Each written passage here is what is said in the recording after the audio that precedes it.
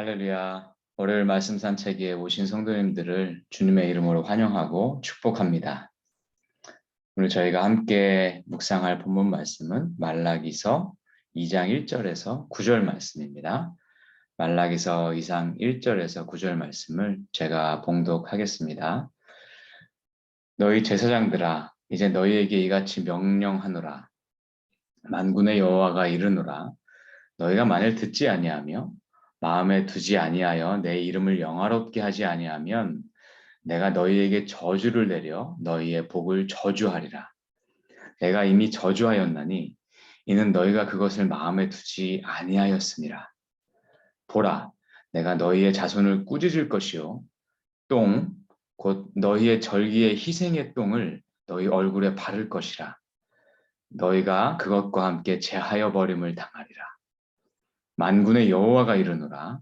내가 이 명령을 너희에게 내린 것은 레위와 세운 나의 언약이 항상 있게 하려 함인 줄을 너희가 알리라.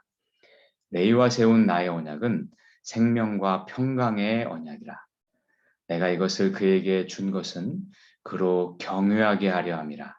그가 나를 경외하고 내 이름을 두려워하였으며 그의 입에는 진리의 법이 있었고 그의 입술에는 불의함이 없었으며 그가 화평함과 정직함으로 나와 동행하며 많은 사람을 돌이켜 죄악에서 떠나게 하였느니라.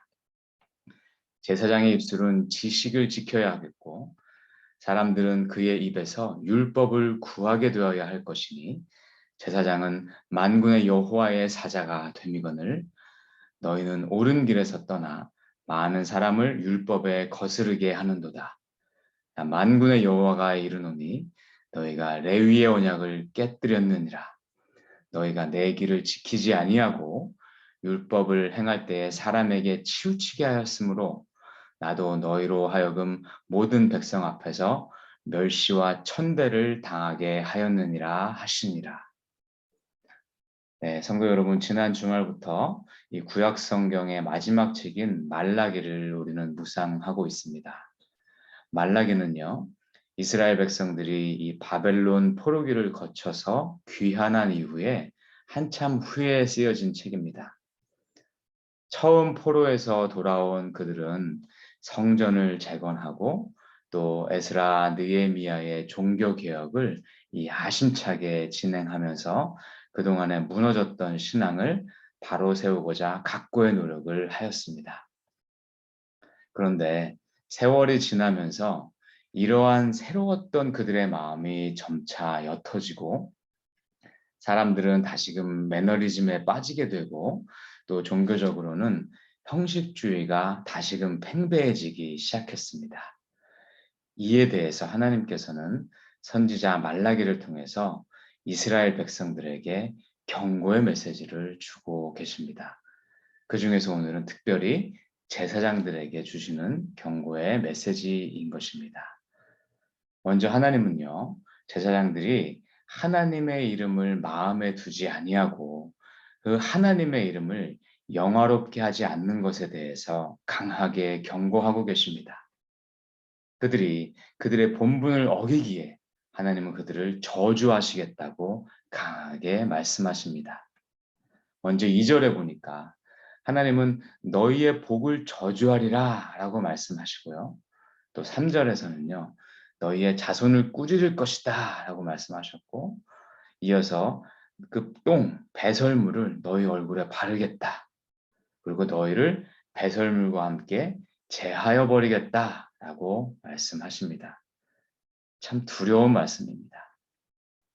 그런데 저는 여기서 우리가 꼭 기억했으면 좋겠는 것이 하나님이 이처럼 경고하시는 그 목적이 징벌 자체에 있는 것이 아니라 회복에 있다는 것입니다.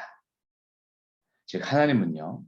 제사장들에게 강하게 경고함으로써 그들이 하나님의 이름을 다시금 그 마음에 새기고 하나님의 이름을 영화롭게 하기를 원하고 계신다는 것입니다. 이러한 내용이 4절 말씀에 잘 나타나 있습니다. 특히 하나님은요. 레위와 세운 언약을 회복하라고 그들에게 주문하고 계시는 것입니다. 레위는 모든 제사장의 뿌리요 조상입니다. 레위와 세운 언약이 생명과 평강의 언약이라고 하나님 말씀하시고, 하나님은 그 언약을 세운 이유가 그들이 진정으로 하나님을 경외하게 하기 위함이라고 5절에서 말씀하십니다. 이 언약을 받은 레위들, 즉 제사장들은요, 그 입에서 진리를 말해야 하고 또 불의를 떠나야 하고 화평과 정직함으로 행하여서 많은 사람을 죄악에서 떠나게 해야 한다고 말씀합니다. 또한 제사장들은 그 입에서 율법이 항상 흘러나와야 하는데, 그 이유는 그들이 만군의 여호와의 사자가 되기 때문이라고 말씀하고 계십니다. 이와 같이 하나님께 사역자로 부름받은 자들은 그 부르심의 엄중함을 항상 기억해야 할 것입니다. 우리가 섬기는 하나님은 우리의 중심을 보시는 하나님이십니다. 하나님은 절대로 우리에게 속지 않으시는 분이십니다. 우리가 사람은 잠시 동안 속일 수 있을지 모르겠으나 하나님은 인간의 거짓에 속지 않으시는 분이십니다. 따라서 하나님께 부름받은 자들은 항상 정직한 영으로 자기 자신을 되돌아보고 행여라도 그 안에 거짓된 부분이나 또 부패한 부분이 있다면 주저하지 말고 즉각적으로 회개함으로 하나님께 나아가야 할 것입니다. 다른 방도가 없습니다. 죄를 품고 있는 제사장을 하나님은 저주하실 것이기 때문입니다. 그런데 성경은 이렇게 높은 책무를 부담이라고 얘기하지 않고 복이라고 말씀합니다. 네, 그렇습니다. 거룩의 자리에 있을 수 있는 것은 축복입니다. 그것이 비록 책임감에 의한 것이라고 할지라도 우리가 거룩의 삶을 살고 하나님의 말씀을 끊임없이 묵상하고 또 기도의 자리에 머물 수 있다면 그것은 축복인 것입니다. 여러분들 만약에 여러분들이 주말에 소그룹 성경 공부를 인도해야 한다고 한번 생각해 보십시오. 그러면 아마 수요일, 목요일쯤 되면 벌써 마음 자세가 좀 달라질 것입니다. 말씀도 찾아봐야 되고요. 그 말씀의 뜻도 깊이 생각을 해봐야 될 것이고 또 기도도 해야 됩니다.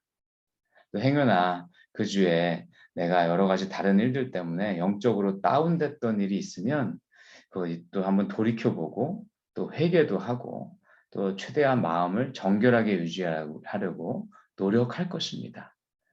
성도 여러분, 이런 노력 자체가 우리에게 큰 축복인 것입니다. 그래서 사랑하는 성도님들, 우리가 우리 스스로를 거룩하게 유지할 수 있는 자리를 우리가 사모해야 할 것입니다. 각종 성경 공부들, 또 제자 훈련, 또 기도 모임, 성가대, 또 여러 가지 봉사와 같은 사역의 자리를 우리는 사모하시기를 권면드립니다. 이것이 축복이기 때문입니다. 이것을 함으로써 내 스스로 거룩한 삶을 지키려고 노력하게 되기 때문입니다. 말씀을 사모하게 되기 때문입니다. 기도의 자리로 계속해서 나아가게 되기 때문입니다. 물론 우리가 교회 사역을 많이 하는 것과 영적 성숙을 바로 동일시하는 것은 다소 위험한 일이기도 합니다.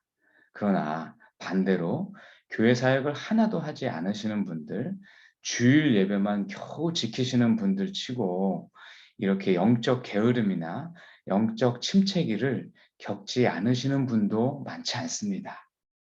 주일 예배 한 번만으로는 일주일의 삶을 영적으로 건강하게 살아내기가 정말 쉽지 않기 때문입니다. 여러분, 이것은 무엇을 이야기합니까? 사역의 자리가 축복의 자리라는 것을 증거하고 있는 것입니다. 반대로 이런 사역의 자리, 또 축복의 자리에 섰는데 이것을 매너리즘으로 한다든지 아니면 오늘 본문 말씀처럼 하나님은 전혀 그 마음에 두지 않고 겉과 속이 다른 이중적인 마음으로 한다든지 하면 오히려 이것은 우리에게 저주가 될 것입니다. 말라기 선지자를 통해서 경고해 주셨던 그 메시지를 하나님은 우리에게도 경고하실 것입니다. 왜냐하면 하나님은 그렇게라도 해서 우리가 이 레위의 언약을 다시금 바로 세워주기를 간절히 원하시기 때문인 것입니다. 이러한 하나님의 사랑의 마음, 또한 우리를 정말로 간절하게 원하는 이 하나님의 마음을 우리가 잘 알았으면 좋겠습니다.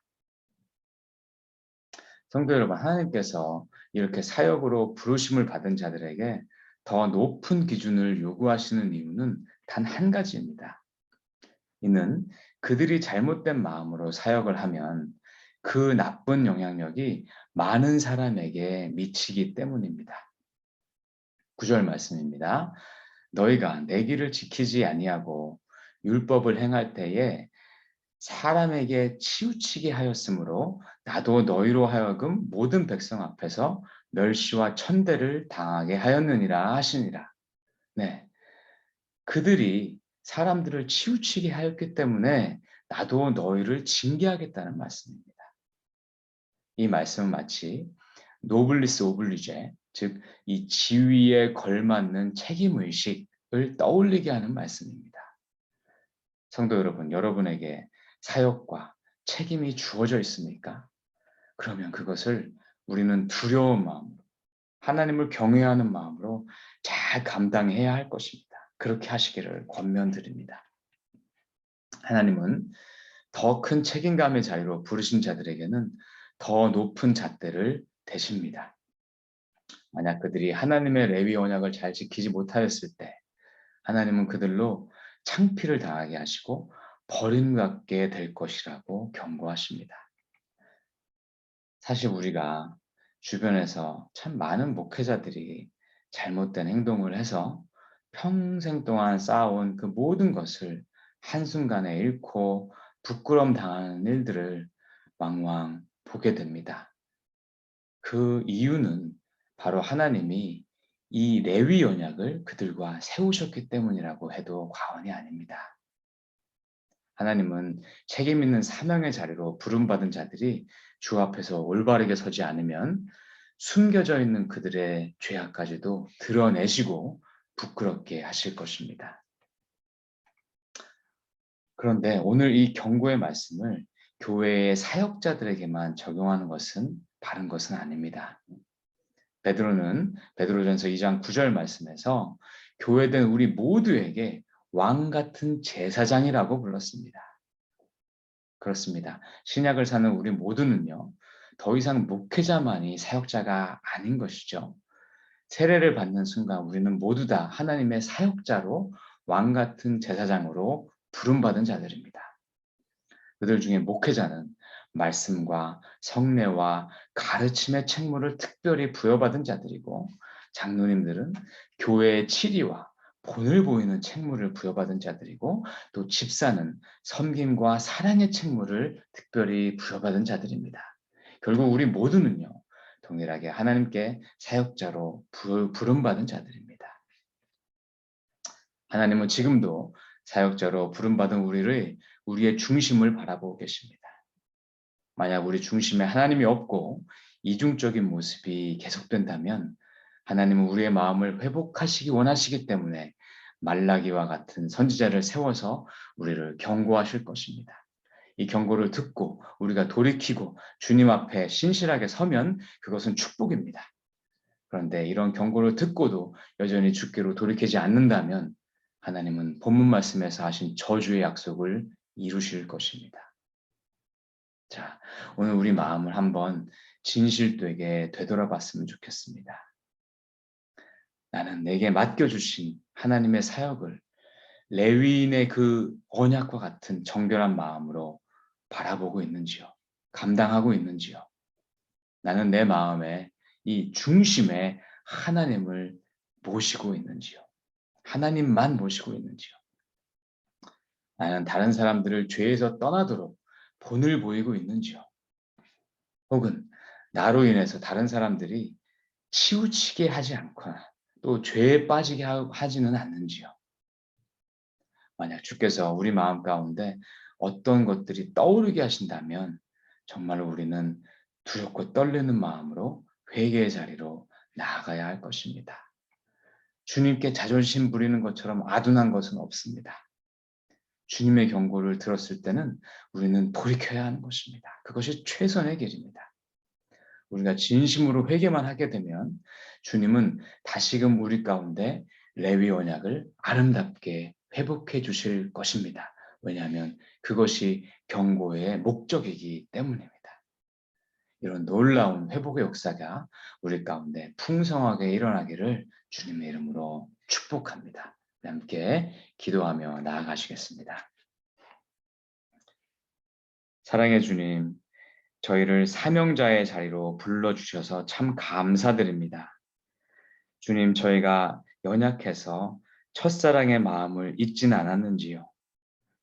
때로는 매너리즘에 빠져서, 때로는 내가 교만해져서 정직한 모습으로 주님을 섬기지 못한 부분은 없는지요.